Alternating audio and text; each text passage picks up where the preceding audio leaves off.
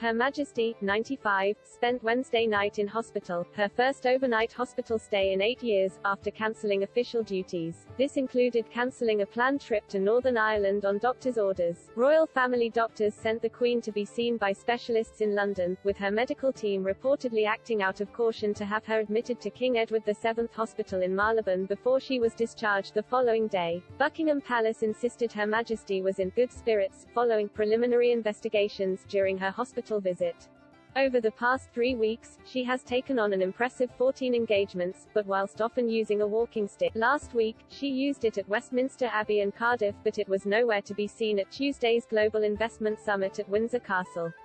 The Queen will celebrate 70 years on the British throne in 2022, historic as it will be the first time any British monarch has reached that incredible milestone.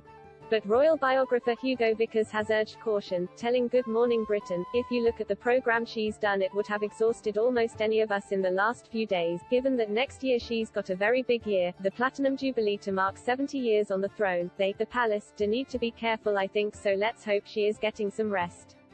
Mr. Vickers said most of the Queen's programmes are arranged for her, adding Her Majesty finds it difficult to say no to things as she doesn't want to let people down. But the royal expert also warned, she can of course say no and occasionally she does, but I do think sometimes they really do need to consider how to make it as easy as possible, get maximum exposure of the Queen with minimum effort to her to not tire her too much. Also speaking on GMB, the Queen's former press secretary Dickie Arbiter said, "She had a very punishing programme in October and I guess the thing that really knocked her back was Tuesday night. It was understood the Queen was back at her desk at Windsor Castle on Thursday afternoon, just hours after she arrived home from hospital. She was reportedly reading her official government red boxes and is now expected to rest for the remainder of this week." Buckingham Palace said in a statement, following medical advice to rest for a few days, the Queen attended hospital on Wednesday afternoon for some preliminary investigations, returning to Windsor Castle at lunchtime today, Thursday, and remains in good spirits. It was believed Her Majesty remained in hospital overnight as it was getting too late to take her on a 26-mile trip home.